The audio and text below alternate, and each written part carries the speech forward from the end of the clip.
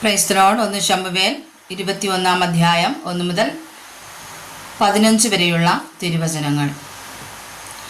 ദാവീദ് നോബിൽ പുരോഹിതനായ അഹീമേലെക്കിന്റെ അടുക്കൽ ചെന്നു. അഹീമേലെക്ക് ദാവീദിനെ സംഭ്രമത്തോടെ എതിരേറ്റവനോട്, ആരും കൂടെയില്ലാതെ തനിച്ചു വരുന്നത് എന്ത് എന്ന് ചോദിച്ചു. ദാവീദ് പുരോഹിതനായ അഹീമേലെക്കിനോട്, രാജാവ് എന്നെ ഒരു കാര്യം ഏൽപ്പിച്ചു. ഞാൻ നിന്നെ അയക്കുന്നതും നിന്നോട് കൽപ്പിക്കുന്നതുമായ കാര്യം ഒന്നും ആരും അറിയരുത് എന്ന് കൽപ്പിച്ചിരിക്കുന്നു. എൻ്റെ ബാല്യക്കാർ ഇന്ന സ്ഥലത്ത് വരണമെന്ന് ഞാൻ ചട്ടം കിട്ടിയിരിക്കുന്നു. ആകയാൽ നിന്റെ കൈവശം വല്ലതുമുണ്ടോ? 5 അപ്പം അല്ലെങ്കിൽ തൽക്കാലം കൈവശം ഉള്ളതെന്തെങ്കിലും എനിക്ക് തരേണം എന്ന് പറഞ്ഞു.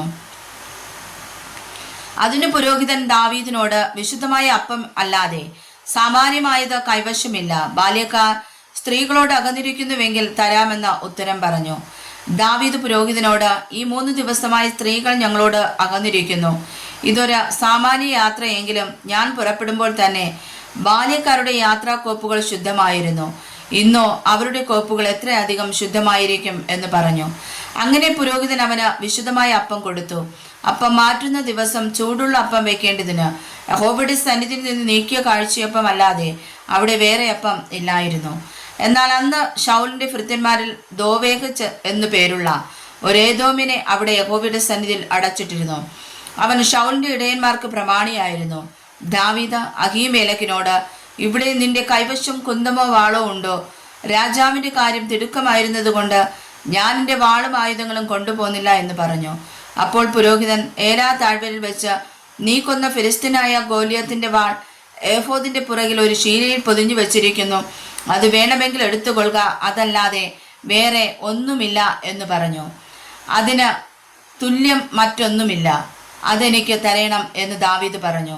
പിന്നെ ദാവീദ് പുറപ്പെട്ട അന്ന് തന്നെ ശൗലിന്റെ നിമിത്തം ഗത്ത് രാജാവായ ആഖീഷിന്റെ അടുക്കൽ ഓടിച്ചെന്നു. എന്നാൽ ആഖീഷിന്റെ ഭൃത്യന്മാർ അവനോട്, ഇവൻ ദേശത്തിലെ രാജാവായ ദാവീദ് അല്ലയോ? ശൗൽ 1000 കൊന്നു, ദാവീദോ 10,000 എന്നവർ നൃത്തങ്ങളിൽ ഗാനപ്രതിഗാനം ചെയ്തത് ഇവനെക്കുറിച്ചല്ലയോ എന്ന് പറഞ്ഞു. ദാവീദ് ഈ വാക്കുകളെ മനസ്സിലാക്കിയിട്ട് ഗത്ത് രാജാവായ ആഖീഷിനെ ഏറ്റവും ഭയപ്പെട്ടു. അവരുടെ മുമ്പാകെ തന്റെ പ്രകൃതി മാറ്റി അവരുടെ കൈകളിൽ ഇരിക്കെ ബുദ്ധിഭ്രമം നടിച്ചു. വാതിന്റെ കതകുകളിൽ വരച്ച് താടിമേൽ തുപ്പൽ ഒൽപ്പിച്ചുകൊണ്ടിരുന്നു. ആഖീഷ് തന്റെ ഭൃത്യന്മാരോട്, ഈ മനുഷ്യൻ ഭ്രാന്തരെന്ന് നിങ്ങൾ കാണുന്നില്ലയോ? അവനെ എൻ്റെ അടുക്കൽ കൊണ്ടുവന്നത് എന്തിന്? എൻ്റെ മുമ്പാകെ ഭ്രാന്ത് കളിപ്പാൻ ഇവനെ കൊണ്ടുവരേണ്ടതിന് എനിക്കിവിടെ ഭ്രാന്തന്മാർ കുറവുണ്ടോ? എൻ്റെ അരമനയിലോ ഇവൻ വരേണ്ടതെന്ന് പറഞ്ഞു. വായിച്ചതായ തിരുവചനങ്ങളാൽ കർത്താവ് നമ്മെ സമർത്ഥമായി അനുഗ്രഹിക്കുമാറാകട്ടെ. ആമേൻ.